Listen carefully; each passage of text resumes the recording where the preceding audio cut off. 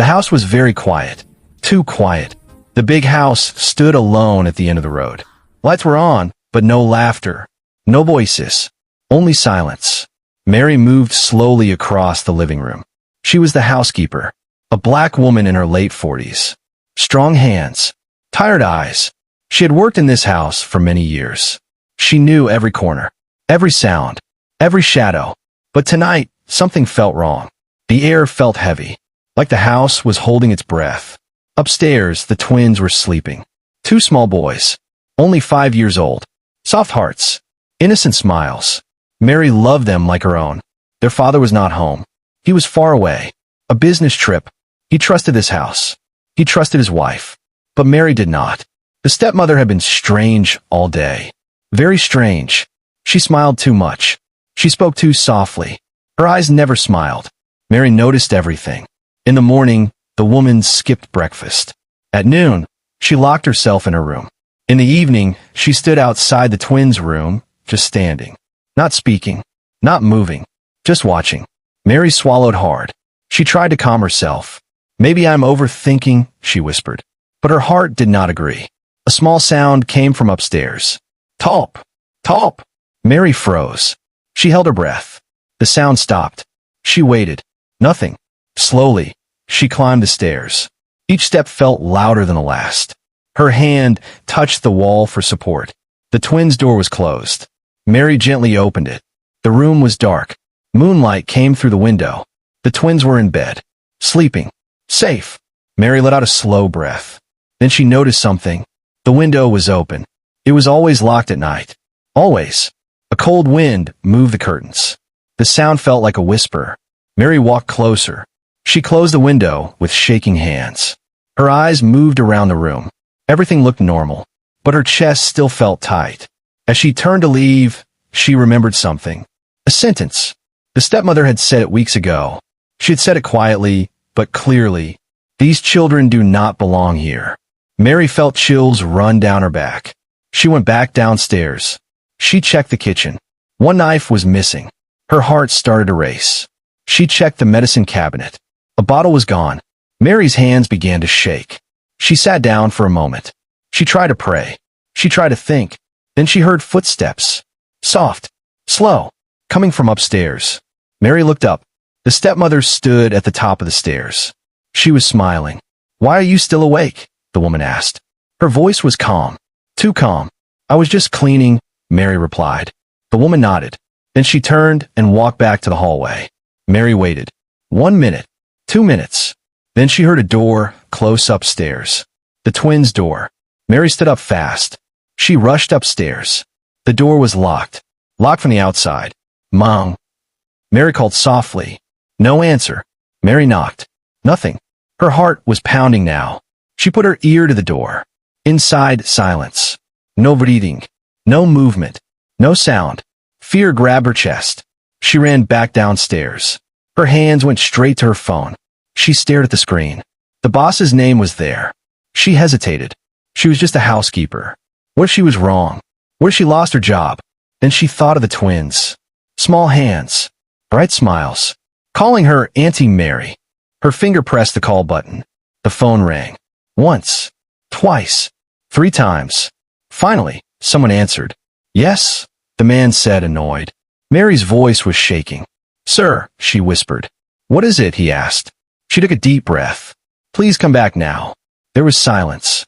"What are you talking about?" he said. Mary swallowed. I think she will hurt your twins." The line went quiet. Mary's eyes filled with tears. Upstairs, a door creaked open, and footsteps began to move again. The phone stayed silent. Too silent. Mary held it close to her ear. Her hands were shaking. Her heart was beating fast. "Sir," she whispered again. On the other side of the line, the man did not speak. David sat on the edge of his hotel bed.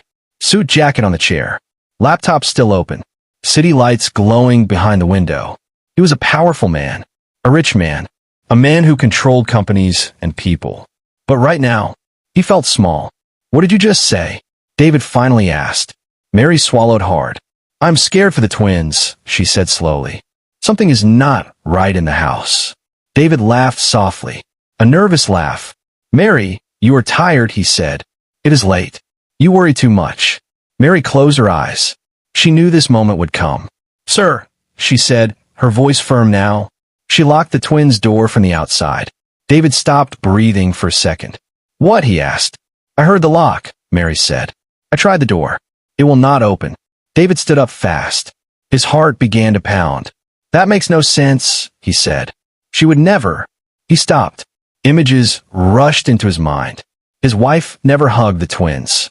She never played with them. She never smiled at them. He remembered how she once said, "They are too noisy." He remembered how she said, "This house was better before." David felt a cold feeling in his stomach. Where is she now? He asked. I do not know, Mary said. She is moving around the house. David looked at his watch. Midnight. He was thousands of miles away. Stay on the phone, he said. Do not leave them. Mary nodded, even though he could not see her. Upstairs, the hallway light turned on. Mary froze. She is coming, Mary whispered. Aye, David said. Take the twins and hide. I cannot open the door, Mary said. It is locked. David's chest felt tight. He grabbed his keys. I'm coming home, he said. I will take the first flight. But sir, Mary began. I'm coming now, he said. The call suddenly ended. Mary looked at her phone. No signal. The house felt darker. Mary moved slowly toward the stairs. She held the railing tightly. A shadow passed the hallway. Then another sound. Metal. Clink. Like something sharp touching the floor. Mary covered her mouth. She went into the kitchen quietly. The knife block was empty. All the knives were gone. Mary felt tears fill her eyes. She had worked her whole life. She had cleaned rich houses. She had seen bad people. But this felt different. This felt dangerous. Upstairs, David's wife stood in front of the twins' door. She held something in her hand. Her smile was gone now. Inside the room, the twins were awake. They held each other tightly. Mommy, one of them whispered. No answer. Only the sound of the lock. Downstairs, Mary ran to the back door. It was locked. Front door. Locked. Every exit was closed. Mary understood. The woman had planned everything. Mary went back to the stairs. She took a deep breath. She thought of her own son, gone many years ago, lost to violence. She would not lose these children too. Not tonight. In a hotel, David ran through the hallway. He did not care about the looks. He did not care about the meeting. He only cared about his boys. He reached the front desk. I need the fastest flight home, he said. There is a storm, the clerk said. Flights may be delayed. David slammed his hand on the counter. My children are in danger, he said. The clerk froze. I will find something, he said quickly. Back at the house, the scream echoed. Short, sharp, then silence. Mary's blood ran cold. She ran upstairs. Stop, she shouted. The stepmother turned slowly. Her eyes were wild. You should have stayed quiet, the woman said. Mary stood between her and the door. Her heart was racing. Her body was shaking. But she did not move. Down the road, thunder rolled. The storm had arrived. And David was still far away. The house was no longer quiet. It was breathing. Every sound felt louder now. Every shadow felt closer. Mary stood still in the hallway. Her body blocked the twins' door. Her arms were shaking, but her feet did not move. The stepmother stared at her. No ismite, no softness, only anger. You are forgetting your place, the woman said slowly. Mary did not answer. She could hear the twins behind the door. Small movements. Soft crying. The woman took one step forward. You work for me, she said. You clean. You stay silent. Mary lifted her chin. I protect these children, Mary said. That is my place. The woman laughed. A cold laugh. You think you know me? She said. You know nothing. She turned away and walked down the hallway. Mary did not relax. She knew this was not over. Not even close. Earlier that same day, the stepmother had worn a white dress. Her hair was perfect. Her smile was warm. Neighbors loved her. She waved at everyone. She spoke kindly. She laughed softly. Such a good mother, people said. But behind closed doors, she was someone else. When the twins spilled juice, she screamed. When they laughed loudly, she slammed doors. When they cried, she walked away. Mary had seen it all. She had stayed quiet. Until now. Back in the present, Mary listened carefully. The woman was in the kitchen. Drawers opened. Drawers closed. Glass touched glass. Mary moved closer to the twins' door. "It is okay," she whispered. "Auntie is here."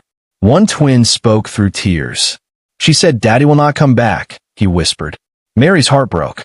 "That is not true," Mary said quickly. "Your father loves you." Footsteps came closer again. Mary turned. The woman held a small bottle in her hand. Clear liquid inside. "You like to act brave," the woman said. "But bravery does not save children." Mary felt fear rise inside her chest. "What is that?" Mary asked. "Medicine," the woman replied. "For sleep." Mary knew it was a lie. She had cleaned that cabinet for years. That bottle was not medicine. The woman stepped closer. "Move," she said. Mary did not. "You will lose your job," the woman said. Mary thought of her job, her small room, her low pay. Then she thought of the twins. She stayed where she was. The woman's face changed. Her mask broke. "You ruined everything," she screamed.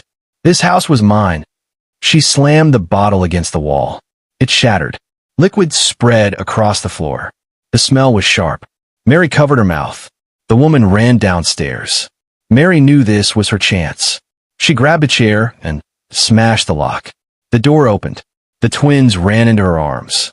Mary held them tight. "We must hide," she said. She led them to the laundry room. Small, dark, quiet. She locked them inside. "Do not make a sound," she whispered. "No matter what." The twins nodded. Mary closed the door. Then she heard it. The front door opened, then closed. The woman had gone outside. Mary's phone buzzed. One bar signal. A message from David. "I'm on my way. Police are coming." Mary closed her eyes. Thank God. Then she heard a car start. Then stop. Footsteps again. The woman had not left. She had only pretended. Mary ran toward the laundry room. Too late. The woman stood there, smiling again. "You thought you won," she said. Mary's heart dropped. The woman lifted her hand. In it, a knife. The twins screamed inside the room. Mary stepped forward. "Take me," Mary said. "Leave the children." The woman tilted her head. "Why?" she asked. "They're not yours." Mary's voice shook. "They're someone's world." The woman raised the knife. Outside, sirens echoed far away. Not close enough. Not yet. The storm roared louder. Lightning flashed through the window, and the woman stepped closer. The knife shook in the woman's hand. Not from fear, from anger. Mary stood still in front of the laundry room door. Her back touched the wood. Behind her, the twins were crying softly. "Please," Mary said, "think about what you are doing." The woman laughed. "I have thought about this for a long time," she said. "They ruined everything." Thunder crashed outside. The lights flickered. For 1 second, the house went dark. In that second, Mary moved. She pushed the woman hard. The knife fell to the floor. Metal hit tile. Clang. The woman screamed. "You stupid woman," she shouted. Mary grabbed the knife and threw it across the room. It slid under the table. The woman charged forward. Mary raised her arms. They struggled. The woman was younger, stronger. But Mary had something else. Love. The woman pushed Mary into the wall. Mary felt pain in her back. "You should have stayed quiet," the woman hissed. Mary looked straight into her eyes. "I stayed quiet my whole life," Mary said. "Not tonight." The woman slapped her. Mary tasted blood. The twins screamed louder now. "Stop hurting her," one cried. The sound froze the woman. For a moment, she looked confused. Then angry again. She ran toward the kitchen. Mary knew what that meant. She ran too. The woman reached the drawer first. She pulled out another knife. Mary grabbed a pot and hit the woman's hand. The knife dropped again. The woman screamed in pain. Mary did not stop. She pushed her. The woman fell to the floor. Mary ran back to the laundry room. "Stay quiet," she whispered to the twins. "Do not open the door." Mary locked it from the outside. She turned. The woman was standing again. Her face was wild. "You think you can stop me?" she shouted. Mary's phone buzzed. A message. "Police 5 minutes away." Mary felt hope. But 5 minutes was long. Too long. The woman grabbed a chair and threw it. Glass shattered. Mary ducked. The woman rushed upstairs. Mary followed. The twins' bedroom. The woman slammed the door and locked it. Mary ran to the door. "Open it," she shouted. No answer. Mary kicked the door. Once. Twice. Her leg hurt. Inside, the woman was moving fast. Mary looked around. She saw a fire extinguisher. She grabbed it. She hit the lock hard. Crack. Again. Crack. The door opened. Inside, the woman stood near the window. She was trying to open it. Rain poured outside. Wind howled. "You are insane," Mary shouted. The woman turned. "You do not understand," she said. "If they are gone, everything is mine." Mary stepped forward. "You will lose everything," Mary said. "Your freedom. Your name." The woman laughed. "Already lost my soul," she said. She rushed Mary. They fell to the floor. The extinguisher rolled away. The woman reached for Mary's throat. Mary gasped. Her vision blurred. She thought of her son again. She thought of the twins. She found strength somewhere deep. She bit the woman's hand. Hard. The woman screamed and pulled away. Mary crawled back. She stood up. Sirens were louder now. Very close. The woman heard them. Her eyes filled with panic. "No," she whispered. "No, no, no." She ran downstairs. Mary followed. The front door opened. Police lights flashed outside. Red. Blue. The woman tried to run. 2 officers tackled her to the ground. She screamed. She cried. She begged. It did not matter. Mary collapsed on the stairs. Her body shook. Her tears fell freely now. An officer helped her up. "Are the children safe?" he asked. Mary nodded. "Yes," she said softly. "They are safe." The twins ran to her. They hugged her tight. "Annie, Mary," they cried. Mary held them. She did not care who saw. Outside, the rain slowed. The storm was ending. But Mary knew one more storm was still coming. The father was not home yet, and he had much to see. Red and blue lights filled the night. Rain fell hard on the road. Police cars blocked the front of the house. Officers moved fast. Mary stood on the porch, holding the twins close. Their small bodies were shaking. Their faces were wet with tears and rain. "It's over," Mary whispered. "You are safe now." But her heart did not believe it yet. Inside the house, the stepmother screamed. She fought. She kicked. She cried. "You don't understand," she shouted. "They ruined my life." The police pushed her into the car. The door slammed shut. Silence returned. Not peaceful silence. Heavy silence. Mary felt her knees weaken. She sat down slowly on the steps. The twins stayed in her arms. One officer knelt in front of her. "You were very brave," he said. "You saved their lives." Mary nodded. She could not speak. Her phone vibrated. A call. "David." She answered. "I'm close," David said. "I saw the police lights from the highway." Mary closed her eyes. "Please hurry," she said. "They are safe, but they are scared." "I'm coming," he said. Inside the police car, the stepmother stared out the window. Her makeup was gone. Her perfect image was broken. She laughed suddenly. A strange laugh. "They will still blame me," she whispered. "They always do." The officer did not answer. At the airport, David ran through the terminal. Tie gone. Suit dirty. Breath heavy. The storm had delayed everything. Time felt slow. Too slow. He remembered Mary's voice. Shaking. Afraid. He remembered how he once ignored her concerns. "She worries too much," he had said. Now shame burned inside him. At the house, paramedics checked the twins. They were fine. Just scared. One twin looked up at Mary. "Are we bad?" he asked quietly. Mary's heart broke. "No," she said fast. "You're perfect." Police lights turned off one by one. Neighbors watched from a distance. Whispers filled the air. Mary did not care. She only cared about the boys. Headlights appeared down the road. A black car stopped suddenly. David jumped out. He ran. He dropped to his knees in front of the twins. He hugged them so tight they could barely breathe. "I'm here," he cried. "I'm so sorry." The twins held him. Mary stood behind them. Quiet. David stood up and turned to her. His eyes were red.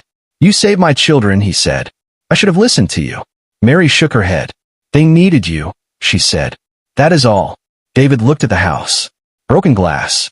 Open doors. Police tape. His perfect life was gone. The truth was now clear. An officer walked over. "She planned this," he said. "She had notes. Dates. A plan." David closed his eyes. "How long?" he asked. "A long time," the officer replied. David felt sick. Inside the police car, the stepmother screamed again. "This is not over," she shouted. "You think you won?" No one answered her. The car drove away. At the house, David carried the twins inside. Mary followed. The house felt empty. Different. The twins fell asleep on the couch. David sat across from Mary. I trusted the wrong person, he said. Mary spoke softly. Evil hides behind smiles, she said. David nodded. Outside, the rain stopped completely. Stars appeared. The storm was truly gone now. But the damage remained. And the healing had just begun. Morning came slowly. The sun rose, but the house still felt dark. David had not slept. He sat at the dining table, staring at nothing. A cold cup of coffee rested in front of him. Across the room, the twins slept on the couch, curled together, safe but tired. Mary stood near the window. Her body hurt. Her heart hurt more. Police cars returned, not with sirens, with answers. An officer knocked. David opened the door. We need to talk, the officer said. They sat at the table. Mary stayed quiet. She planned everything, the officer said. We found notes. Times. List. David felt his chest tighten. Planned what? He asked. The officer took a deep breath. She wanted full control of your money, he said. The children were in her way. Mary closed her eyes. David lowered his head. The officer continued. She slowly isolated you, he said. Moved fast when you were gone. David remembered every warning he ignored. Mary's quiet looks. The twins' fear. He felt shame. At the police station, the stepmother sat alone. No muck-up. No ismite. A detective placed photos on the table. Do you recognize these? He asked. She looked away. The detective leaned forward. Poison. Knives. Plans, he said. This was not an accident. Her lips trembled. I deserve better, she whispered. No, the detective said. You chose this. Back at the house, child services arrived. Mary's hand shook. She feared the worst. A woman spoke gently. We just need to ask questions, she said. The twins answered honestly. She scared us. She locked the door. Auntie Mary saved us. The woman nodded. These children are safe here, she said. Mary breathed again. Later that day, David stood in the twins' room. He saw the broken lock, the open window. He imagined what almost happened. His knees weakened. He sat on the bed and cried. Mary stood in the doorway. I failed them, he said. Mary shook her head. You listened in time, she said. That night, the news spread. Neighbors talked. Friends called. Some blamed David. Some blamed Mary. David made a choice.